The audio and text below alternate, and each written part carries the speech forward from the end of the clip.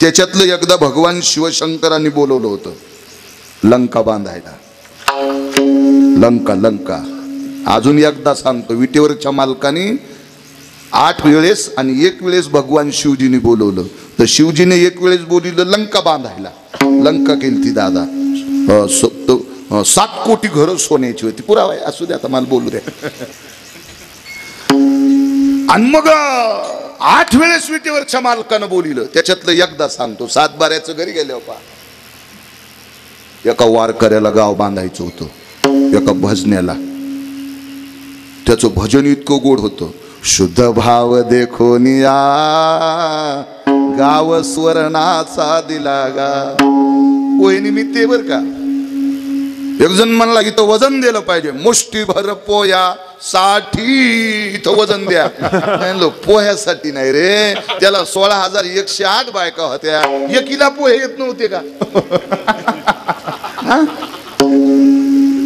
आणि पोहे कशाचे होते? तांदळाचे. आणि तांदूळ कधी पिकतो? पाऊस पडल्या.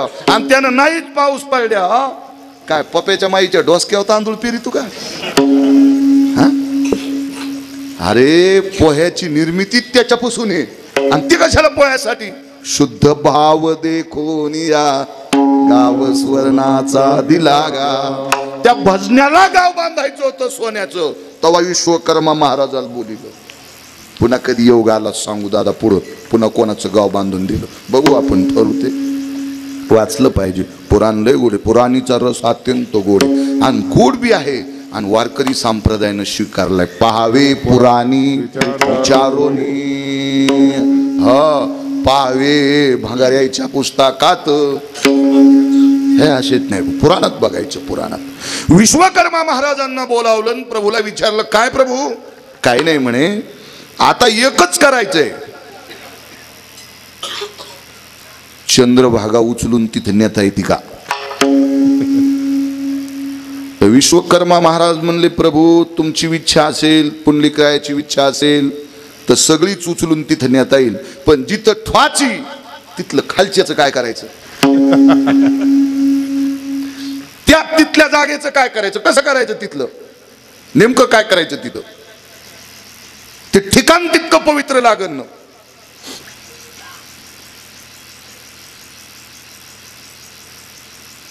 धाबा होता एक जणाचा. धाब्याला नाव ठेवू नका, शाकाहारी पण असते बरं. हो, लगे पटकनच असं जागेवर नाही आलं पाहिजे माणसाला. हो, शिजल्यावर खाल्लं पाहिजे माझं मत आहे, नाही तर जीभ पोळत असते. लगेच माणसाचं लक्ष तिकडं जातं. शाकाहारी पण धाबे असतील, पण ते धाबा इतका घाणेरडा होता, अशा पवित्र संस्थांवर नाव घेत नाही. आणि तो माणूस म्हणला, महाराज काही म्हणा पण आता तुम्हाला घेऊन टाका आणि इथं संस्था टाका. मी म्हणलं ती संस्था शिजणारच नाही, ती कोरडीच राहील, कचीच राहील. ती संस्था कशी तिथं निबंध, कारण ही जागा अपवित्र आहे. काही जागेला पंढरपुरात ती चंद्रभागा कशी स्वीकारील? नाही स्वीकारू शकत. स्थान महात्म्य महाराज, ते स्थान महात्म्य. कारण सांगतो पुरावा, चोखोबाराय कर्नाटक मध्ये असताना एका कामानिमित्त गेले काका चोखोबाराय, तर इंद्र अमृताचे कलश घेऊन कर्नाटक मध्ये चोखोबारायकडे गेला.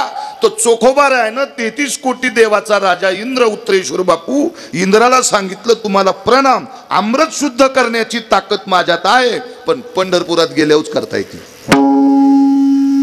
मला कर्नाटकात करता येत नाही. तिथं मी अमृत शुद्ध करू शकत नाही. अमृत मी एका सेकंदात शुद्ध करतो, पण मी पंढरपुरात पाहिजे. स्थान महात्म्य काय ताकद आहे का कधी? आणि कशी कुठेही जाईन ती, ते ठिकाण सोडून कशी जाईन? मग विश्वकर्मा महाराजांनी ज्या वेळेला विशदपूर्वक जसं गोडसं विश्लेषण केलं, तर त्यावेळेला विटेवरच्या मालकानं सांगितलं, आपल्याला एक करता येईल का? पंढरपूर आहे असं बोलोबा महाराजाला दिसलं पाहिजे. तर ते म्हणले, निष्ठावंत वारकऱ्याला संभ्रम होत नसतो. ज्याची निष्ठानिष्ठी आहे का, मग त्याचं काही असतंय. आमच्या घरात आमच्या भाऊजाईला शिवायचं नव्हतं म्हणून आम्ही पित्र घातलीच नाही, निष्ठानिष्ठी झाली. काहीच नाही. 2-3 वर्षापूर्वी आमच्या भावकीतला एक व्यक्ती आमच्याच पित्राच्या दिवशी गेलता म्हणून आम्ही पित्रच घातले नाही, त्याचं बी त्या दिवशीच घालणं. ही निष्ठानिष्ठी असते बरं का, उगी निष्ठानिष्ठी. आपल्याला कोणतेही संभ्रम होते निष्ठानिष्ठी करणाऱ्या लोक, ते निष्ठावंत वारकरी आहेत. आणि त्या वारकऱ्याला संभ्रम होणं शक्य नाही देवा, नाही नाही शक्य, नाही शक्य. पण करानं प्रयत्न बापा, मारुती द्यायची इच्छा आहे. मोठ्या मालकाचं काम असल्यावर ते टाळता येत नाही दादा. म्हणून विश्वकर्मा महाराज देवाच्या कृपेने, काशीतल्या मालकाच्या कृपेने त्या गावाचं पंढरपूर तयार केलं. आणि बोलोबा महाराज वाळवंटात झोपलेले आहेत. 4 वाजता बऱ्यापैकी लोक स्नाना करता येऊ लागली. तो काळ सांगतो, तो काळ. आता तो वारीत चंद्रभागा मोकळी गावाच नाही, कधीच नाही, कधीच नाही. काही तर इतके बहादर आहेत. एक म्हणला 12 वाजून 5 मिनिटाला आंघोळ करतो आणि बारशीत आल्यावर द्वादश सोडितो. आणि घरी येऊन काय तुला पप्याच्या माईच्या झिपऱ्याच राहायच्या काय, तिच्या वापा हाच्यात का तुला घरी येऊन? का द्वादशीच्या दिवशीच मुहूर्त संध्याकाळी तिच्या वापा आला. तू 12 वाजून 5 मिनिटं म्हणला, 12 वाजून 5 मिनिटं झाली की एकादश संपली, द्वादश सुरू झाली, मग आंघोळ करतो आणि बारशीत येऊन चपात्या खातो. त्या बापाची जहागिरी आहे. 12 वाजून 5 मिनिटाला एकादश संपायला.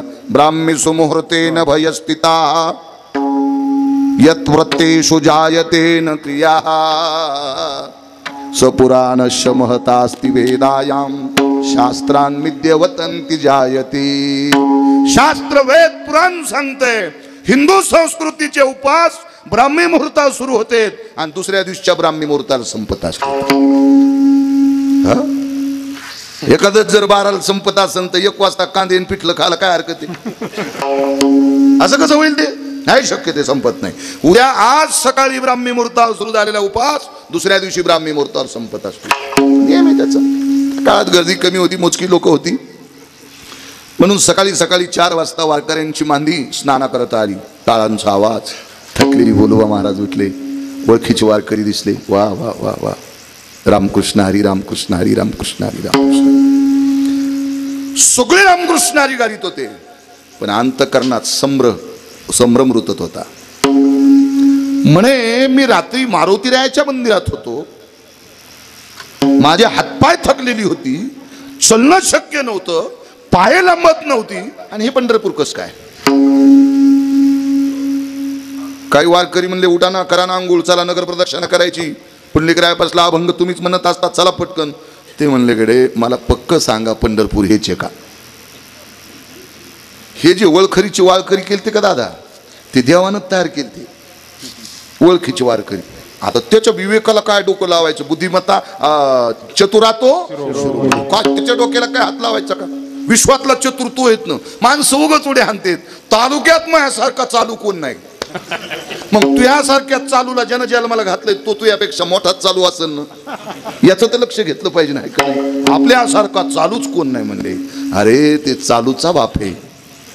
तू कशाला विचार करतो? एक जण म्हणला मायासारखा गुंडच कोण नाही. 1 नंबरच्या गुंडाला दुपारा 2 वाजून 18 मिनिटाला आपटू हाणलं लंकेतल्या गुंडाला. तर तू वायरण टाटरण पायपच वारणार असेल, दुसरं काय गुंडा? लय काय झालं तर सरकारची कामं कागदावर करीत असतील आणि मधलं खात असतील, याच्या पलीकडे काय गुंडाळपणा करशील तू? 1 नंबरच्या गुंडाला हाणलंय त्यानं, मधल्या तुमच्या माझ्यासारख्या गुंडाला तर घरात घुसू आणि हे भेट का? ते का सामान्य आहे का? ते सगळे ओळखीची लोक केली, मानायला तयार नाहीत. एक वारकरी होते, का म्हणे बोलोबा महाराज तुम्ही ऐकतच नाहीत कधी. मी तुमचा थोडासा अरेराई तुमचा धटपणा आहे. नाही म्हणले इकडे, मला काही म्हणा, पण हे पंढरपूर मला खरं वाटत नाही. काय कळस दिसायला, काय पाणी वाहतंय, काय वाळवंट हे, काय आकाश हे, दोन्ही थड्यांची झाडं आहेत विभीषण बा, आणि काय बोलता तुम्ही? ते म्हणजे नाही आपल्याला संभ्रम.